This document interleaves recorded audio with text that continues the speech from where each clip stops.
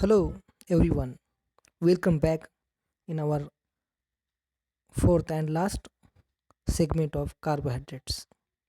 In this chapter, we'll see oligosaccharides, polysaccharides, and significance of carbohydrates. Oligosaccharides, it is a similar length to simple carbohydrates. It is a similar in makeup to polysaccharides. Humans lack the enzymes necessary to digest them, as we early know. The intestinal microflora digest and ferment them. It causes bloating and discomfortness, as we know. The food sources of oligosaccharides are legumes, beans, cabbage, Brussels sprouts, and broccoli. Oligosaccharides are formed by the joining of two or more monosaccharides by the O-glycosidic bonds, and their examples are sucrose, lactose, and maltose.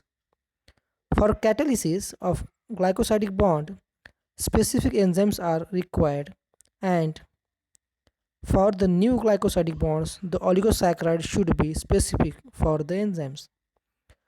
In other terms, the saccharides is word used for the sugars, and commonly the oligosaccharides refer to the carbohydrate polymer whose molecules are composed of small units of monosaccharides. Oligosaccharides such as glucose, fructose, galactose can often be bounded by the 1,4 glycosidic bonds for the creation of disaccharides such as sucrose, lactose, and maltose. They have many functions in the human body and have significant role in cell recognition. Sucrose. It is a odorless, crystalline, or powdery white solid, and its density is more than water. It is natural chemical that is found in the plants and can also be synthesized in the laboratory. It can be easily extracted from the plants. Synthetically, sucrose is mostly made from the sugar beet and sugarcane, and its refined form is used as a table sugar. For extracting the sucrose, hot water is used. The extract is concentrated to the syrup, and later it is crystallized to make the table sugar. The process of caramelization, the sucrose can be broken to the different sugars, and the color and flavor of caramel are also obtained. This is structure of glucose, fructose, and the combination of glucose and fructose with the elimination of water molecule, it gives sucrose. These are some another example of oligosaccharides, that is sucrose, lactose, and maltose. This is the structure of oligosaccharides. Now we'll see polysaccharides. Polysaccharides are large molecule of monosaccharides that are connected to each other through their anomeric carbon. There are two types of polysaccharides: storage polysaccharides and structural polysaccharides. Storage polysaccharides contain only alpha glucose units. Three important ones are starch, glycogen, and amylopectin. In structural polysaccharides, it contain only beta glucose unit. Two important ones are cellulose and chitin. Chitin contains a modified beta glucose unit. Polysaccharides, these are complex carbohydrates made up of repeating units of monosaccharides that are attached together by glycosidic linkage. A molecule of polysaccharides has a number of sugar molecules bound together to form a larger molecule. Another name for them is glycans. Polysaccharides are classified into two parts, namely homopolysaccharides. Obviously, homo means same. These molecules are made up of only one type of monosaccharides. A general theme for them is derived from the kind of monosaccharide units they have. A homopolysaccharide is made up of only glucose molecules is named as glucans. One with only galactose molecules earn the name galactase. In this given topic, we will be focusing only on glucans. Heteropolysaccharides, these are polysaccharides molecules are the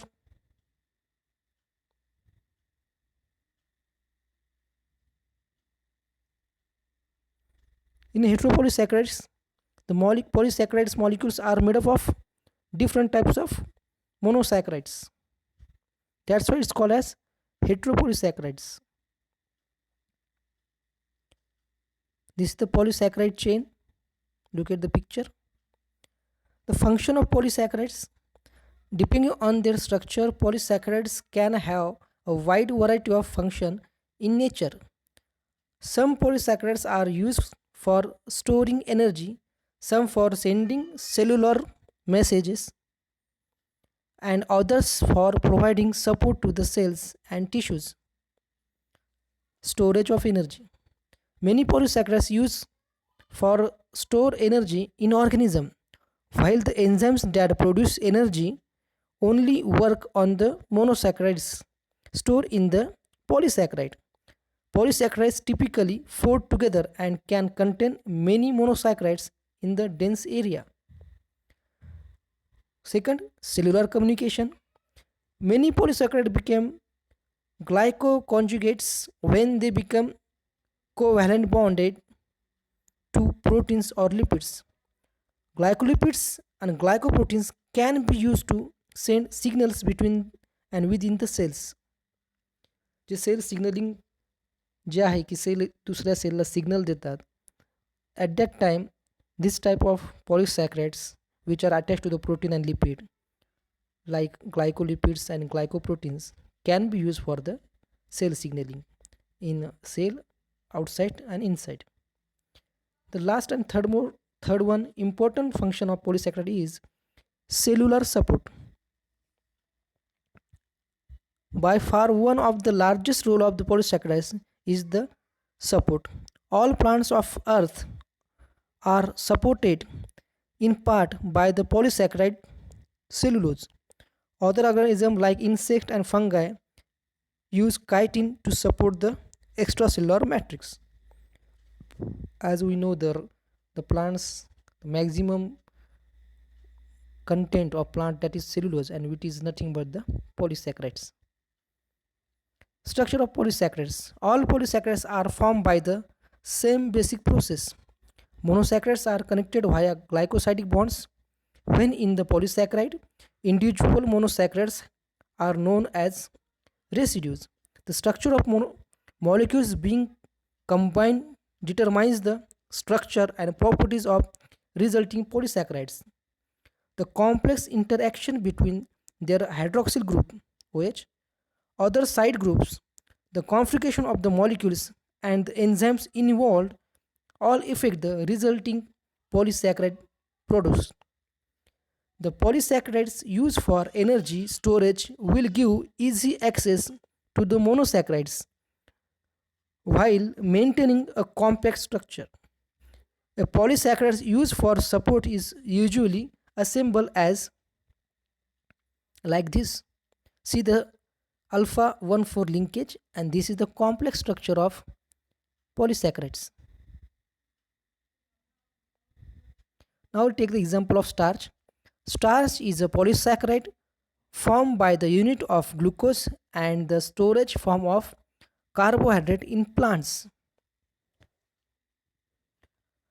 It is synthesized by the most part of the vegetable cells and stored especially in seeds, tubers, roots, and some fruits. With sucrose and lactose, it is the one of the three most common carbohydrate taken up with the diet. Starch or amalgam is a polymeric carbohydrate consisting of numerous glucose unit joined by glycosidic bonds.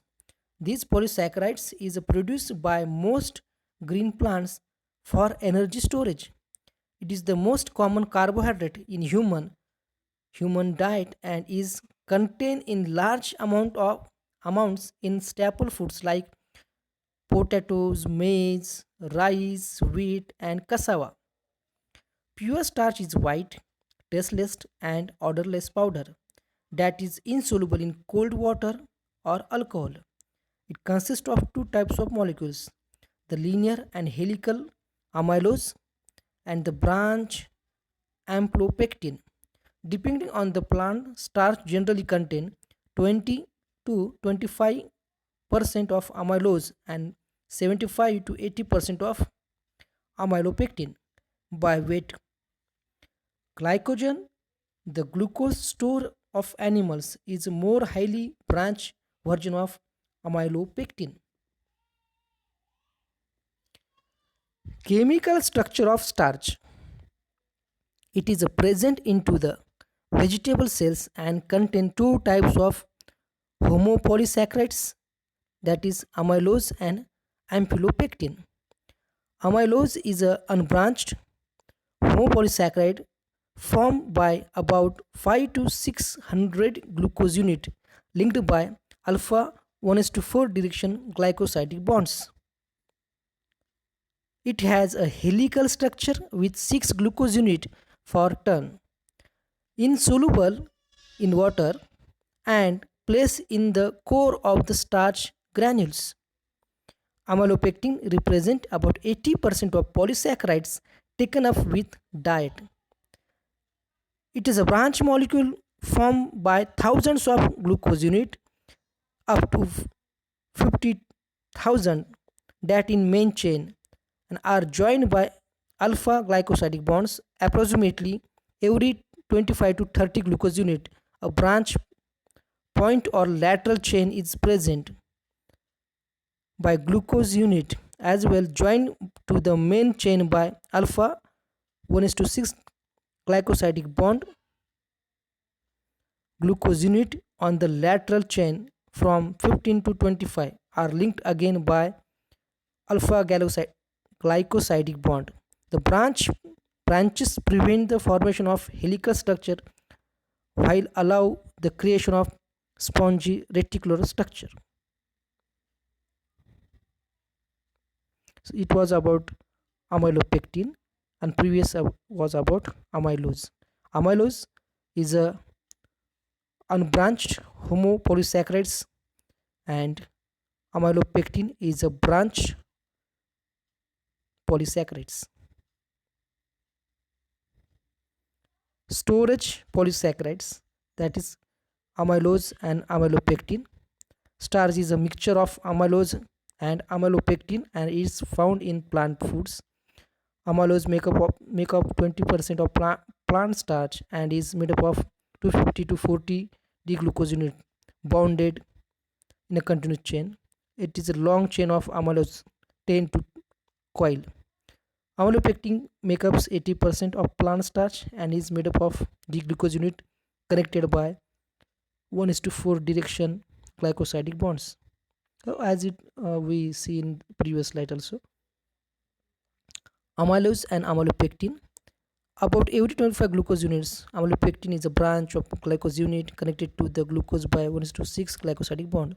During the fruit ripening, starch undergoes hydrolysis of them 1 is to 4 bonds to produce glucose and maltose, which are sweet. When we consume starch, our digestive system breaks it down into the glucose unit for use by our bodies. So these are the long chain of amylose molecule.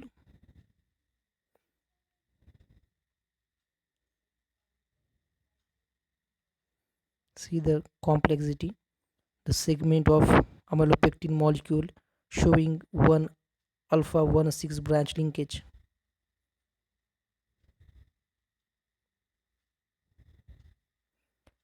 Here we can observe amylopectin, which is branch, where amylose is unbranch.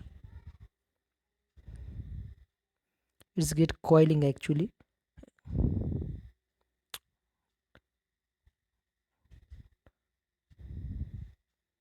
This is the starch, how the starch 20% of amylose and 80% of amylopectin is present in the starch chain.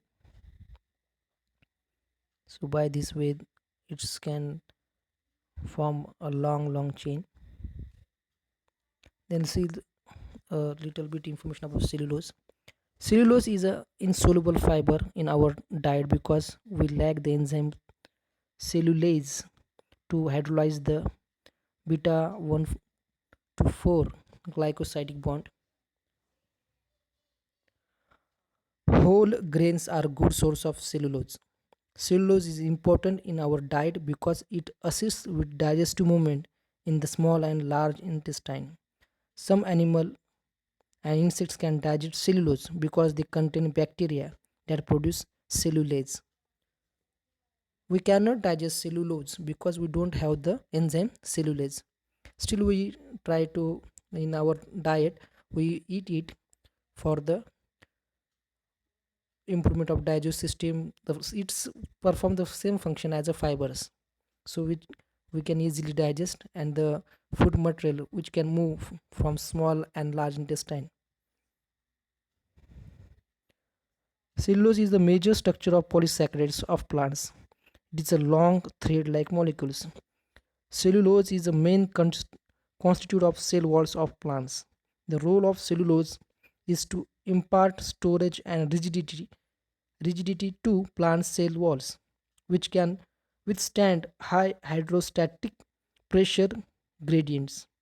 Cellulose is a polymer of glucose molecules linked by beta 1,4 glycosidic bonds. Enzymes in saliva can hydrolyze alpha 1,4 glycosidic bond in starch but not beta 1,4 glycosidic bonds in cellulose. That's why we can digest starch but cannot digest cellulose. This simple bond is there, alpha 1,4 glycosidic bond in starch, but in cellulose that is beta 1,4 glycosidic bonds. Okay, that this is the minor difference but create major effect. Then last point of our this topic, that is significance of the importance of carbohydrates. The main or important is that provide energy for the body. Meals, carbs are broken down to sugars we can absorb into the bloodstream. Blood sugar, blood glucose supplies energy to the muscles and tissue, supplies energy to the brain, prevents the breakdown of proteins for energy. Fat metabolism, the extra energy stored as fat if diet is low in carbs. For fat metabolism cannot function normally, forms ketones. The acidic molecules formed by the partially broken down fats, which is used in the energy to many ketones in the blood. Ketosis, it makes the blood acidic, hinder normal body pressure. Symptoms are headache, dry mouth, and because of ketosis, the blood become acidic, and so we get headache or dry mouth or fruit smell to the breath. Distributed widely in nature, key intermediates of the metabolism, that is sugar, structural component of plants, cellulose, central to the material of industrial production, paper, lumber, fibers, key component of food, it is sources, sugar, flour, vegetable fiber. It contain OH group on most carbon in the liner. It is either chain or in the form of rings. So it was about the carbohydrates. It was last point of our first unit. So this way little bit we have finished the carbohydrates. Thank you all of you.